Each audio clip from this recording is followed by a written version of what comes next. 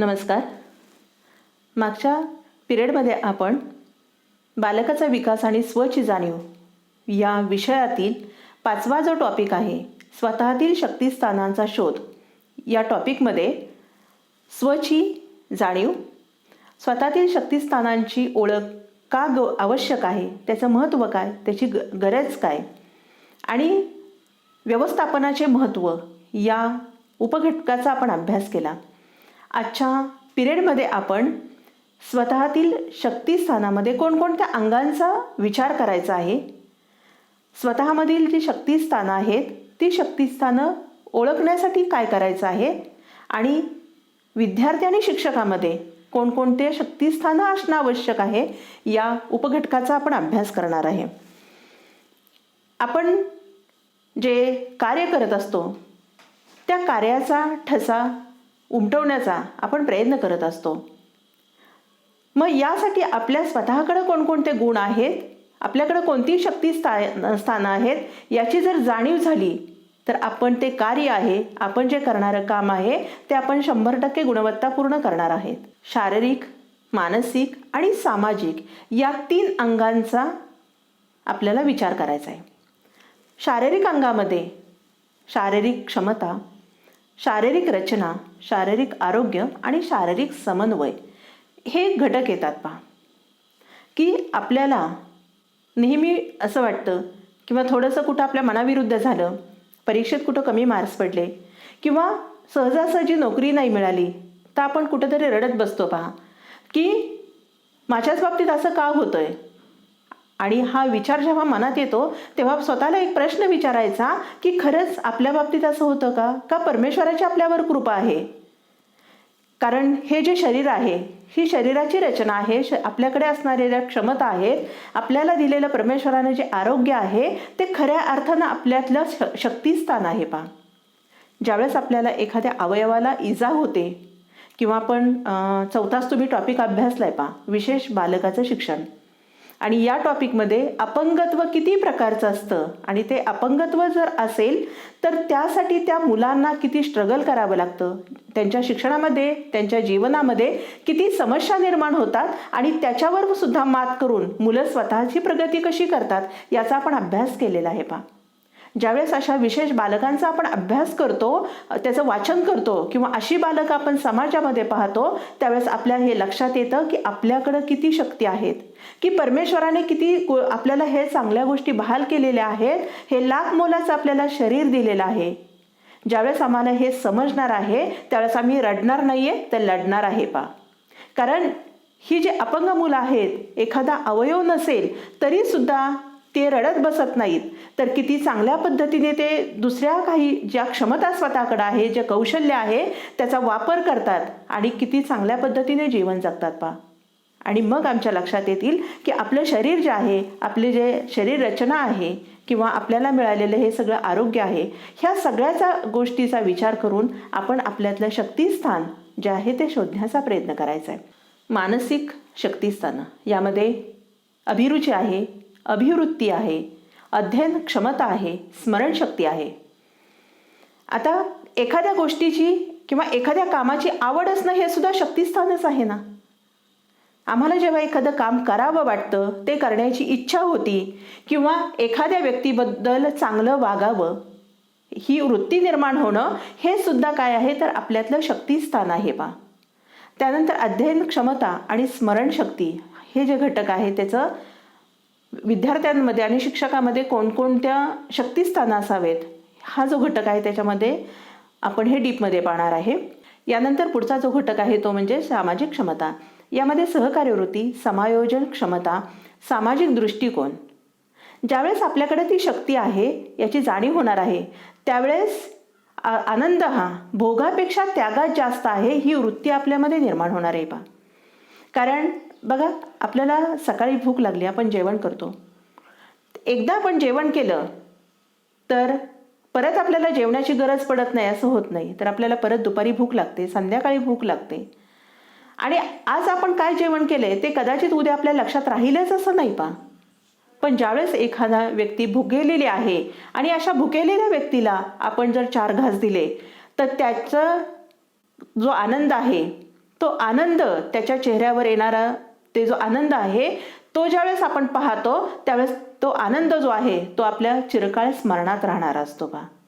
म्हणूनच आपल्या संस्कृतीने सांगितलंय पहा की भूक लागल्यानंतर खाणं ही प्रकृती आहे, भूक नसताना खाणं ही विकृती आहे, आणि स्वतः भुकेलेलं असताना समोरच्या भुकेलेला आपल्यातलं खाणं देणं किंवा आपल्यातला 4 घास देणं ही संस्कृती आहे.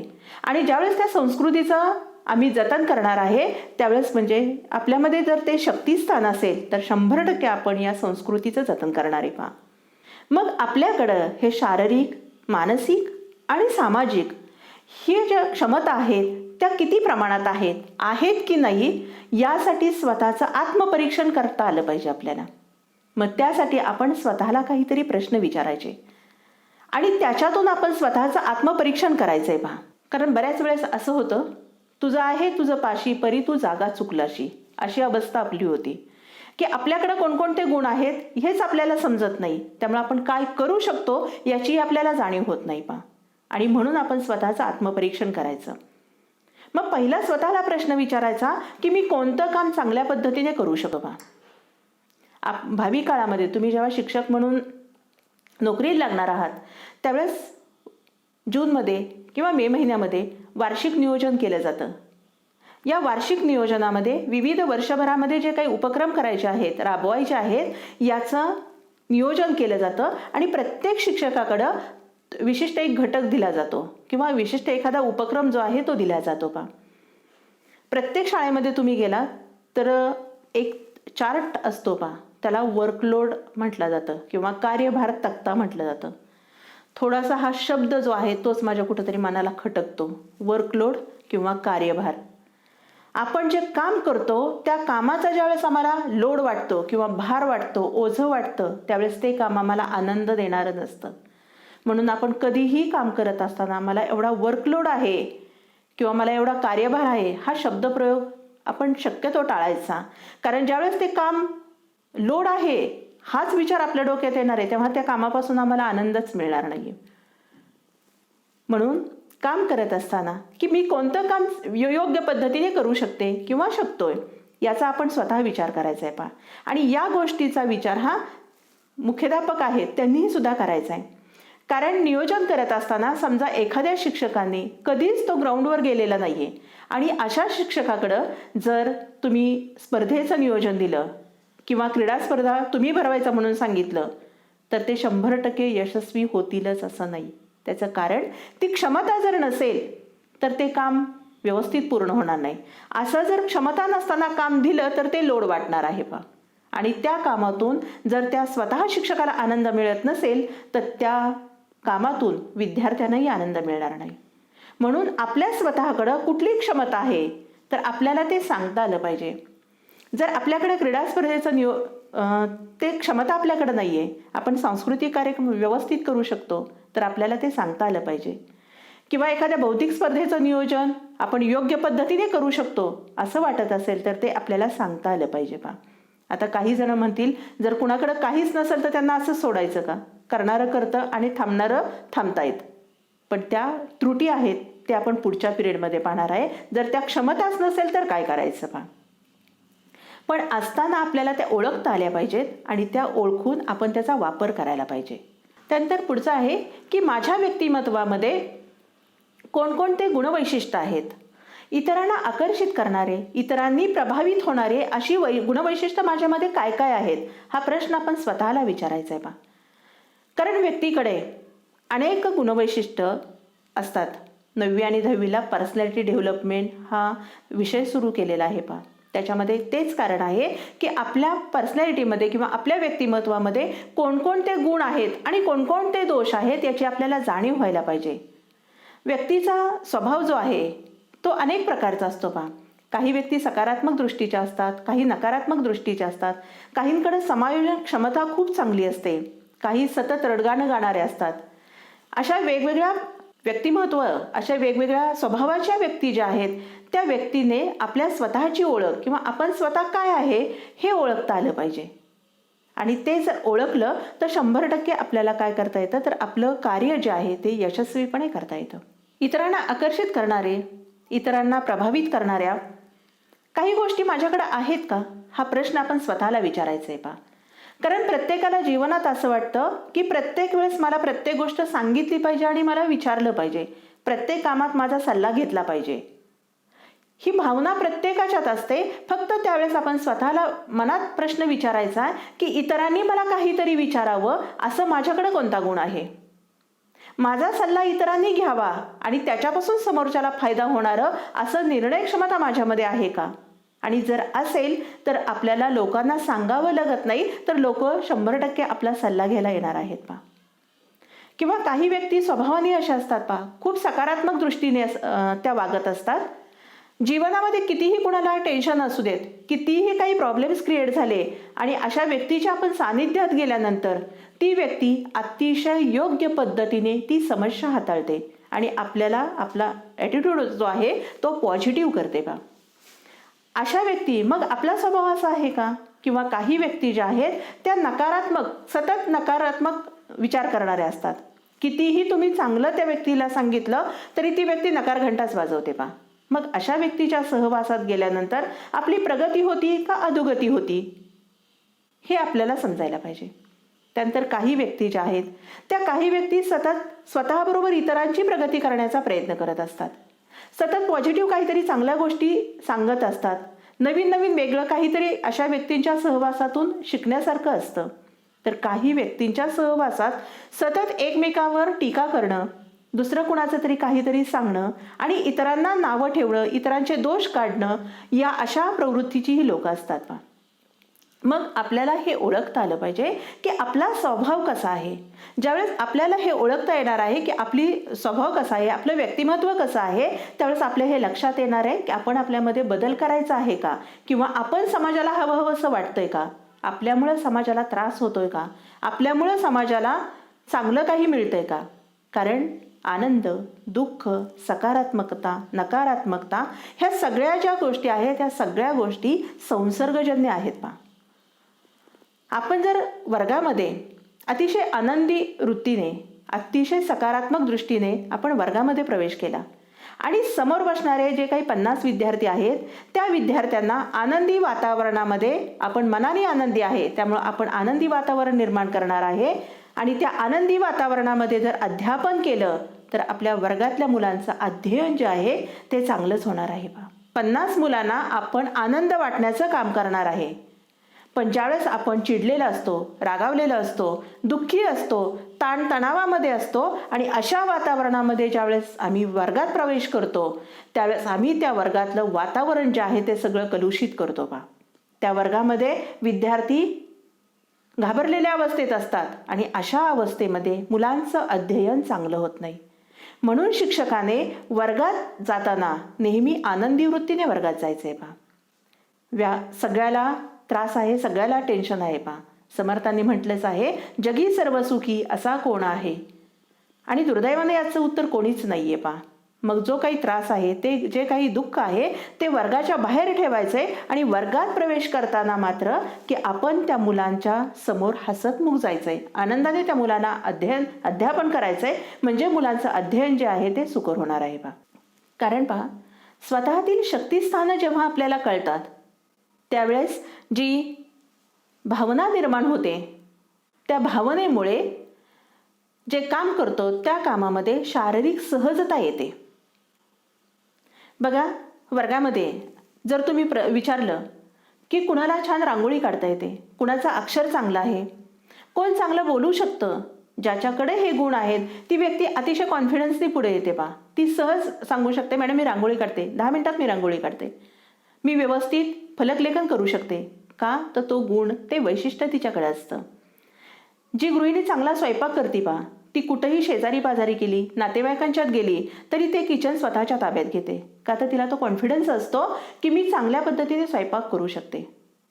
म्हणजे आपल्याकडे जर ती क्षमता असेल तर आपल्यामध्ये तो शारीरिक काय होतं तर एक प्रकारचा कॉन्फिडन्स येतो. आपण आपल्याकडनं ते सहजपणे काम होऊन जातं. म्हणून आपल्याकडे ते कोणकोणते गुण आहेत ह्याची जाणीव होणं हे गरजेचं आहे. आता विद्यार्थ्यामध्ये कोणकोणत्या शक्तिस्थानं असायला पाहिजेत. कोणकोणते गुण असायला पाहिजेत? पहिला सगळ्यात महत्त्वाचा गुण आहे ते म्हणजे अध्ययन क्षमता. विद्यार्थ्यामध्येच असं नाही तर अगदी जन्म झाल्यापासून मरेपर्यंत प्रत्येक व्यक्ती ही जीवनामध्ये काही ना काहीतरी शिकत असते आणि तिने ते शिकायला पाहिजे पा. मग आता विद्यार्थ्यांमध्ये तर हा गुण असायलाच पाहिजे, अध्ययन क्षमता, की जिथून जिथून जे जे मिळेल ते ते ज्ञान ग्रहण करता आलं पाहिजे. मग इथे शिक्षक असतील, पालक असतील, समाज असेल, निसर्ग असेल, या विविध माध्यमातून आपल्याला जे जे काही मिळेल ते सगळं आपल्याला आपल्या झोळीमध्ये घालता आलं पाहिजे. पण आज जर आपण पाहायला गेलं तर कुठेतरी ही अध्ययन क्षमता कमी झाली असं वाटतं का? कारण म्हणजे आम्ही जेव्हा शाळेत होतो तेव्हा ऑप्शन टाकायचं, एखादा टॉपिक ऑप्शनला टाकायचा, हा प्रकार आमच्या वेळेस नव्हता पा. म्हणजे जे काही टॉपिक आहेत 10 असतील 15 असतील ते सगळे टॉपिक कंपल्सरी, म्हणजे पहिल्या टॉपिकचा जेवढा मनापासून आम्ही अभ्यास करायचो तेवढा शेवटच्या टॉपिकचा अभ्यास केला जायचा पा. पण आज जर पाहायला गेलं तर पुस्तक हातात आलं की मुलं पहिलं ते पाहिल्यानंतर अनुक्रमणिका पाहिलं की विचार करतात, हा टॉपिक ऑप्शनला टाकायचा, एवढ्याच टॉपिकचा अभ्यास करायचा. जे हे असं होतं, मग तिथं अध्ययन क्षमता कुठंतरी कमी पडते असं वाटतंय पा. आपण कृषीप्रधान देशात राहतोय पा. त्यामुळं त्यातलं एक उदाहरण देते की ज्यावेळेस एप्रिल मे महिन्यामध्ये पा वळवाचा पाऊस येतो, अचानक धो धो धो कोसळतो पा, कडकडाट, विजांचा कडकडाट होतो आणि धो धो पाऊस कोसळतो. अगदी रस्त्याने पाणी वाहत जातं. रस्त्याने पाणी वाहतंय म्हणून कोणताही शेतकरी लगेच शेतामध्ये पेरणी करण्याची गडबड करत नाही किंवा शेतामध्ये पेरणी करत नाही पा. तर शेतात जोमानं पीक येण्यासाठी झिरवणीच्या पावसाची किंवा मुरवणीच्या पावसाची गरज असते. हा पाऊस अगदी शांतपणे जमिनीवर येतो, पण तो जमिनीमध्ये मुरला जातो आणि अशा मुरलेल्या पावसामुळं काय होतं तर पीक जे आहे ते पीक जोमाने येतं. अशा पावसामुळं शेतकऱ्याचा फायदा होतो, म्हणून शेतकरी या पावसामध्ये शेतामध्ये पेरणी करतो. विद्यार्थ्यांचंही असंच आहे पा, की ज्यावेळेस आम्ही पहिल्या दिवसापासून अभ्यास करणार आहे, आम्ही वर्षभर ज्यावेळेस अभ्यास करणार आहे त्यावेळेस त्या सिलेबसमध्ये जे जे काही आहे ते आमच्या स्मरणात राहणार आहे. आणि मग भावी काळामध्ये कोणतीही स्पर्धा परीक्षा देत असताना किंवा कोणतीही परीक्षा देत असताना आपल्या ते लगेच लक्षात राहतंय पा. पण आज जर पाहायला गेलं तर टाइम टेबल आल्यानंतर मुलं अभ्यासाला सुरुवात करतात पा. आणि मग टाइम टेबल आल्यानंतर 1 महिन्यामध्ये तो अभ्यास कसा होतो तर वळवाच्या पावसासारखा होतो. धाड धाड धाड सगळं वाचन करायचं. जेवढ्या वेगानं तुम्ही तो वाचन करता तेवढ्याच वेगानं तुमचं ते विस्मरण होतंय पा. आणि मग अशा वेळेस पा शिक्षण मिळतंय, डिग्री मिळतीये, पण शहाणपण मिळतं असं नाही पा. आपल्याला फक्त शिक्षणाची आवश्यकता नाही तर शिक्षणाबरोबर आपल्याला शहाणपणा मिळायला पाहिजे. आम्हाला जेव्हा 1 महिन्यामध्ये धाड धाड धाड अभ्यास करतो त्यावेळेस मार्क्स भरपूर मिळतात, पण ज्ञान मिळतंच असं नाहीये पा. म्हणून गरज आहे ते म्हणजे ह्या मुरवणीच्या किंवा झिरवणीच्या पावसासारखी, म्हणजे वर्षभर आपल्याला अभ्यास करता आला पाहिजे, वर्षभर आपल्याला अध्ययन करता आलं पाहिजे. ज्यावेळेस आम्ही वर्षभर अध्ययन करणार आहे त्यावेळेस आम्हाला शिक्षण तर मिळणार आहे, पण त्याच्याबरोबर शहाणपण मिळणार आहे पा. दुसरा जो घटक आहे तो म्हणजे शिस्तप्रियता पा. विद्यार्थी कितीही हुशार असू देत, कितीही ज्ञानी असू देत, पण त्याच्याकडे शिस्त जर नसेल तर ज्ञानाचा त्याच्या बुद्धीला शून्य किंमत आहे पा. कारण नदी ज्यावेळेस 2 तीराचं बंधन स्वतःला घालून घेते आणि त्या 2 तीराच्या बंधनातून ती वाहत असते त्यावेळेस तिच्या पाण्याचा पशुपक्षी वनस्पती यांना लाख मोलाचा उपयोग होतो. ज्यावेळेस ती नदी ते बंधन आहे ते झुगारून देते त्यावेळेस महापुरासारखा प्रलय येतो. तेच पाणी प्राणहानी आणि वित्तहानी करत असतं. हीच गोष्ट आपल्या जीवनामध्येही लागू पडते. आपल्याकडे कितीही ज्ञान असू देत, कितीही बुद्धिमत्ता असू देत, कितीही पैसा असू देत, कितीही प्रतिष्ठा मिळू देत, पण ज्यावेळेस त्याला शिस्त आहे त्यावेळेस त्या सगळ्या गोष्टीचा जो आहे तो स्वतःला आणि समाजाला उपयोग होतो. जर आम्ही शिस्त झुगारून दिली तर 100% स्वतःचा आणि समाजाचा अधपतन व्हायला वेळ लागणार नाही. म्हणून विद्यार्थ्यांमध्ये किंवा सगळ्यांमध्येच शिस्तप्रियता हे एक शक्तिस्थान आहे ते आवश्यक आहे पा. पुढचं जे शक्तिस्थान आहे ते म्हणजे वक्तशीरपणा. आजच्या काळात तर पा टाइम इज मोर दॅन मनी, जे पैशापेक्षा वेळेला जास्त महत्त्व आलेलं आहे पा. आणि मग जर वेळेचं आम्हाला नियोजन करता व्यवस्थित आलं तर आपल्याला त्या वेळेचा सदुपयोग करता येतो पा. आणि म्हणूनच तुम्ही पाहता मायक्रो घेतला असं मायक्रो झालं असेल, तुमचं सूक्ष्म अध्यापन झालं असेल, त्याच्यामध्ये अगदी 5-5 मिनिटाचं कौशल्य कसं डेव्हलप करायचं किंवा ते 5 मिनिटं कसं आपण प्रेझेंट करायचं याचं तुम्हाला ज्ञान आहे ते प्राध्यापकांनी दिलंच असेल पहा. आणि 5 मिनिटामध्ये तुम्ही ते स्किल जे आहे ते सादर करून दाखवलं असेल. त्यानंतर काही ठिकाणी पहा इंटर्नशिप झाली असेल तर 5वीच्या वर्गावर तुम्ही सरावपाठ वगैरे घेतले असतील. मग 30 मिनिटामध्ये आपण काय शिकवायचं मुलांना ह्याचं तुम्ही नियोजन केलं आहे. म्हणजे एवढं परफेक्ट नियोजन आपण का करतो, तर त्या मुलांचा वेळ वाया जाऊ नये आणि आपल्यालाही समाधान वाटायला पाहिजे पहा. सगळ्यात महत्त्वाचं हे समाधान जे आहे ते महत्त्वाचं आहे पहा, आणि ते स्वतःला वाटणारं. तुम्ही मूल्यमापन हा विषय अभ्यासत असताना मूल्यमापन अनेक ठिकाणी अनेक घटकाकडून केलं जातं. मग ते विद्यार्थी आहेत, सहकारी शिक्षक आहेत, मुख्याध्यापक आहे, शासन आहे, पालक आहे, समाज आहे. ह्या सगळ्या मूल्यमापनापेक्षा स्वयंमूल्यमापन हे जास्त महत्त्वाचं आहे, कारण ते मूल्यमापन जे आहे ते बरोबर होत असतं पहा. ज्यावेळेस तुम्हाला वाटेल मी आज वर्गात खूप छान शिकवलं, तुम्हाला जेव्हा असं वाटेल तेव्हा 100% तुम्ही जे शिकवलेलं आहे ते चांगलंच असणार आहे, कारण आपलं मन कधीच खोटं बोलत नाही पहा. म्हणून आपल्याला स्वतःला आनंद वाटला पाहिजे. हे कधी वाटणार आहे, तर आपल्या वेळेचा सदुपयोग आपल्या हातून होणार आहे त्यावेळेस आपल्याला वाटणार आहे पास. म्हणून वक्तशीरपणा की मग शाळेत वेळेवर जाणं, वेळेवर वर्गात जाणं, बेल व्हायच्या आधी वर्गाच्या बाहेर न येणं किंवा अगदी शाळा सुटेपर्यंत शरीराने आणि मनाने वर्गामध्ये थांबणं, शाळेमध्ये थांबणं, हे सगळं म्हणजे वक्तशीरपणा. पुढचं जे आहे ते विनम्रता. हाही गुण अंगामध्ये असणं अतिशय आवश्यक आहे बा. कारण फळाफुलाने भरलेलं झाड जमिनीकडे नतमस्तक होतं, ते गर्वानं आकाशाकडे पाहत नाही. तर ज्या मातीतून मी जन्मलो, बहरलो, त्या मातीचे ते ऋण व्यक्त करत असतं. जीवनामध्ये प्रत्येक विद्यार्थ्याकडे हा गुण असायलाच पाहिजे की कितीही तुम्ही मोठं व्हा, कितीही नावलौकिक मिळवा, पण ज्या आईवडिलांमुळं, ज्या शाळेमुळं किंवा ज्या समाजामुळं आपण मोठं झालेलं आहे त्या समाजाचं काहीतरी आपल्यावर ऋण लागतं. त्या ऋणांची फेड करायला पाहिजे ही जाणीव होणं महत्त्वाचं आहे पहा. त्यासाठी विनम्रता हा महत्त्वाचा गुण आहे. आणि पहा, व्यक्ती जेवढी जास्त हुशार असते, जेवढी जास्त शिक्षण घेते, तेवढी ती जास्त नम्र होते पहा. व्यक्ती जेवढी ज्ञानी आहे, बुद्धिमान आहे, तेवढी ती अतिशय शांत असते पहा.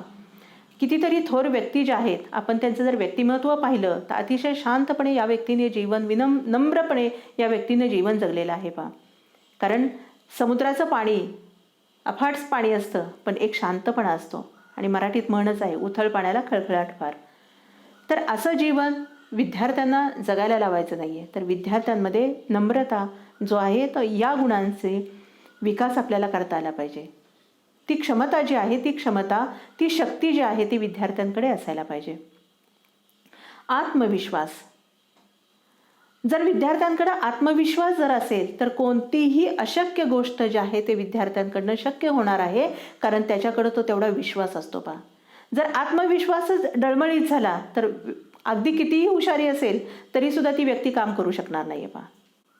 म्हणून आत्मविश्वास जो आहे, ही शक्ती जी आहे त्याची त्याला जाणीव झाली पाहिजे. तर पुढचा पॉईंट आहे ती संप्रेषण क्षमता, विचारांची देवाणघेवाण.